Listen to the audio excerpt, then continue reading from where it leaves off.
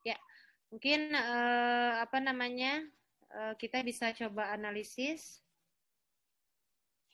Di sini ada 115 atau 117 ya. Ini dua isotop aja barangkali ya, nanti cek aja. Berarti ada isotop M dan isotop M+2. Nah, kita analisis ya. Di sini ada OH. Kemudian di 2900 itu ada CHSP3. Ya, nah, ini juga sama semuanya. Kemudian ini ada TEK CH 1400. Ya, nah itu IR. Ini kemungkinan besar alkohol ya. Ini juga sama, di protonnya kebetulan sudah ada OH ya, singlet. Nah, ini kemungkinan lihat dari integrasi ini 1H ya. Ini kurang lebih sama 1H. Ini banyak H ya pastinya. Ini juga banyak H. Ya, ini lumayan agak susah ini. Oke, kalau ini agak susah, kita coba minta bantuan karbon. Ya, tidak apa-apa. Ini yang pasti di bawah 1 gitu ya. Ini kemungkinan sih CH3 diantaranya ada di sini. Ya. Kemudian juga ini banyak ya. Ini bisa beberapa CH2 kemungkinan besar ya.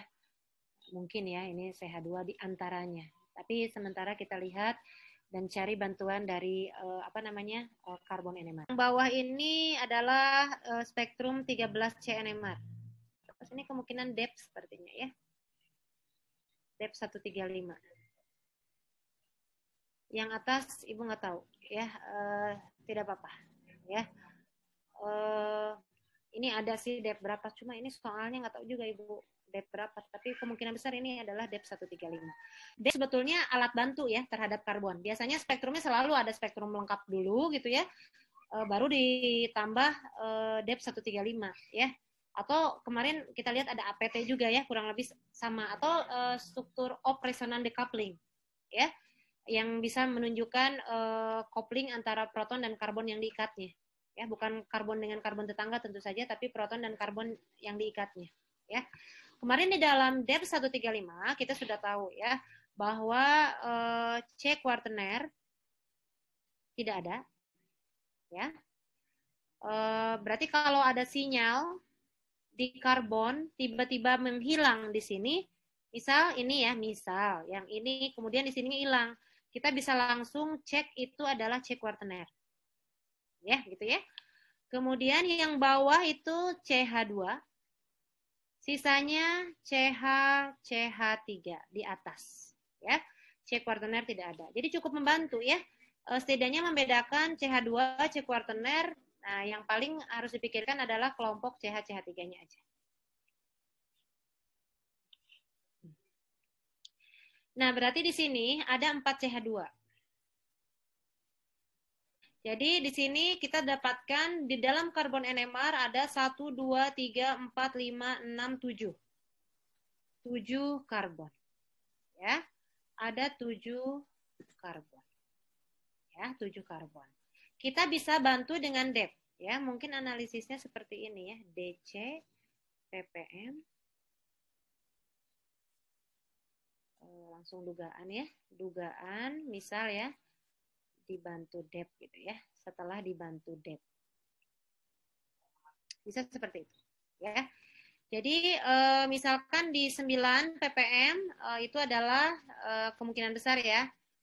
Karena seperti yang Ibu sampaikan, kalau ada di bawah 1, langsung saja curigai itu CH3 ya, metil. Kemungkinan di sini ada 2 metil. Ya. Di sini mungkin ada 2 metil, kemungkinan besar ya. Jadi ada 2 metil, yaitu di 9 ppm dan di berapa ini? 14 ppm. Biasanya kalau proton itu 2 angka di belakang koma, kalau karbon 1 angka di belakang koma ya, kalau teknisnya ya. Ibu anggap aja ini pas ya, pas-pas gitu ya. Tapi mungkin realnya nggak segitu. Ini ada CH3 juga ya. Boleh saja kalian menduga CH ya, tapi kalau Ibu sih jarang gitu ya menemukan CH di daerah 9, 14 itu masih jarang ya. Pada beberapa mungkin ada ya, tapi sangat jarang ya.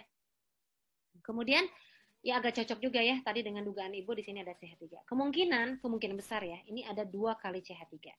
Total berarti di sini sebetulnya 6H. Kemudian apa yang berikutnya? Ini ada di 22 23 kali ya. 23 ada di 27, ada di 30, ada di 37. Ini kan semuanya ke bawah ya. Kemungkinan ini ada CH2, CH2, CH2, CH2. Ya. Berarti ini ada CH2. Kemungkinan berarti asumsi kita di sini ada 4 kali CH2. Ini ada 8.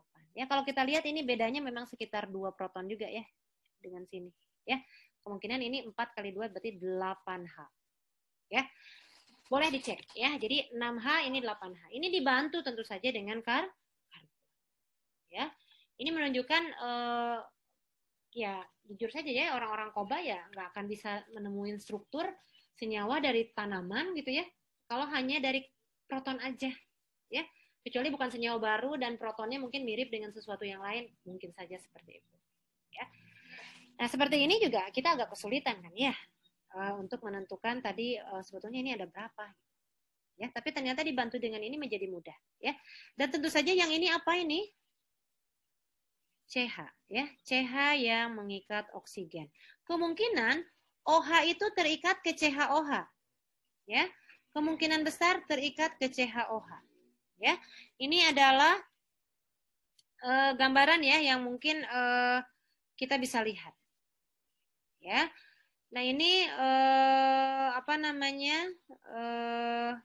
Ada penumpukan ya. Kemungkinan juga di sini ada apa ya? Ada efek simetris gitu ya. Yang mungkin terjadi juga ya. Nah, walaupun di karbon sekali lagi karbon kadang kalau ada efek simetris kadang dia muncul satu, kadang juga kalau alatnya bagus ya dia dipecah juga gitu. Nah, ini kurang lebih ya. Sorry, satu lagi ini ada di tadi di 73 ya. Ini kemungkinan dan CH ya karena ke atas. Dan ya ini sebetulnya ke atas di daerah 70 masih mungkin juga CH3O ya. Karena kalau kalian cek ya CH3O bisa di daerah 70-an juga. Ya. Atau CHO. Kenapa Ibu PD ini CH? Karena ada di sini ya. Dan 1 proton. Ya, jadi kalian harus matchingkan juga dengan analisis yang kalian punya di proton NMR. Ya. Sehingga kita bisa tahu ini bukan CH3O tapi CHO ya. Nah, ini bisa kalian langsung seperti itu. Ya, jadi kemungkinan ini strukturnya ada 2 CH3, ada 4 CH2 dan 1 CHO. Seperti ini juga. CH3, CH2, CH2. Ya karena kata Ibu juga ini agak sedikit ada efek simetris gitu ya. Ya mungkin CH ada di tengah-tengah. Nah, ini sisanya berarti CH2, CH2, CH3 ya. Jadi ini bisa jadi agak simetris atau tidak gitu ya. Karena di sini juga Ibu lihat CH3 ini kan triplet ya, cuma ini ada overlap lah di antara dua sinyal ini gitu. Ya.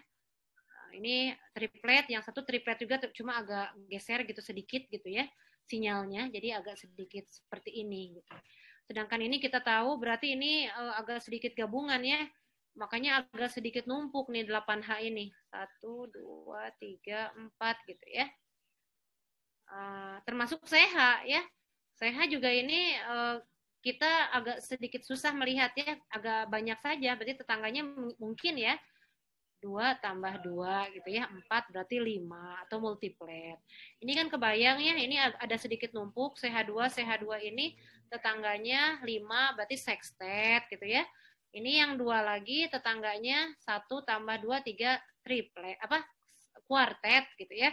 Sehingga ya dia menjadi menumpuk seperti ini ya. Ini tidak apa-apa dan ini bagi orang-orang koba gitu ya yang khususnya isolasi senyawa alam terus dapat terpenoid itu sangat sering ya melihat sinyal-sinyal yang bertumpukan seperti ini gitu. Jadi apa namanya ya ini tapi sekali lagi untuk soal nomor satu ini, ya menurut Ibu sih bisa dibantu dari karbon ya, karbon NMR. Ya, berarti soal yang nomor satu ini sudah bisa terjawab. Ya, tadi Ibu sampaikan ya, ini apakah seperti ini atau bisa juga sih ada kemungkinan yang lain. Ini mungkin saja seperti ini juga, betul nggak? CH2. Tapi kita analisis juga ya, coba kita analisis CH, OH, CH2, CH3. Oh ya, di antara dua pilihan senyawa ini, maka kita harus menganalisis mana kemungkinan yang paling tepat. Ketika kita memilih kandidat senyawa yang pertama, maka faktor simetris akan menjadi salah satu pertimbangan kita, terutama ketika kita melihat data karbon NMR ya. Sedangkan kalau kita bisa melihat di dalam proton NMR, memang dia tidak terlalu simetris, ada sedikit pergeseran ya. Kemudian juga di dalam baik di di geseran kimia 0,9-an ini ya, dan juga di daerah 1,3 hingga 1,5 ini. Sehingga memang ini bisa dicurigai bukan senyawa yang betul-betul simetris ya, bisa jadi bukan yang pertama ini ya. Untuk yang kedua memang harus dipertimbangkan adalah dekatnya CH3 ini dengan CH3 ini ya terhadap OH. Kita sudah tahu ini pasti di bawah 1, 0,89, sedangkan yang kedua adalah apakah mungkin masih 0,89 ataupun 0,9 ya, karena dia lebih dekat terhadap OH. Mungkin awalnya memang Ibu berpikir ya, ini pasti akan tidak di 0,9. Tapi Ibu akhirnya melakukan cek terhadap tool NMR di ChemDraw untuk memastikan karena ada keraguan di sini. Maka ternyata geseran kimia CH3 yang agak jauh terhadap gugus elektronegatif OH ya dengan 1, 2, 3, 4 ikatan ya terhadap hidrogennya, maka memang kita sudah tahu itu akan berkurang gitu. Ternyata ini ya masih sekitar 0,9 ppm, ini juga masih 0,9 ppm. Itu artinya bahwa ini semakin menguatkan kita bahwa kemungkinan senyawanya adalah senyawa yang nomor 2 ini. Tadi alasan pertama ya, tidak ada faktor simetris di karbon NMR. Kemudian juga ini juga ada pergeseran, tidak terlalu overlap ya. Kalau simetris betul-betul kan ini harusnya overlap betul-betul 100%, ini juga sama. Maka ya kemungkinan besar untuk jawaban nomor 1 ini adalah senyawa nomor 2 ini. Ya, jadi ini CH3 ini dan CH3 ini di karbon betul-betul terpisah, walaupun di proton ini kisaran kimianya hampir overlap. Kemudian 8 ini 8 CH2 ya, dari 4 CH2 ini ya dia kurang lebih numpuk ada di sini ya. Sisanya adalah CH di sini ya, yang sangat de-shielding karena dia mengikat langsung OH ya sudah berarti dan ini tentu saja kita sudah tahu ini adalah OH. Dan mungkin satu yang belum Ibu sampaikan adalah keberadaan peak di sini ya, di daerah 77 ya. Kalau kalian lihat ini adalah sinyal khas untuk pelarut ya, terutama pelarut CDCl3 dari klorofom ya, dia muncul di daerah 77 ppm ya. Jadi ini juga harus dikenali sebagai puncak-puncak yang dari solvent ya, yang harus dikenali. Jadi kita nggak usah ngitung itu sebagai puncak dari senyawa kita ya. Jadi untuk nomor 1 kita sudah fix ya, dan ini dibantu tentu saja dengan tool NMR dari ChemDraw ya, untuk memastikan apakah ini agak jauh gitu geseran kimianya, karena di sini agak sedikit numpuk, ternyata masih 0,9 ya, walaupun di karbon memang dia menunjukkan ada kejauhan. Pasti ini yang lebih deshielding yang ini adalah milik yang ini, ya. Sedangkan yang ini adalah milik yang itu. Ya, itu barangkali jawaban untuk nomor 1.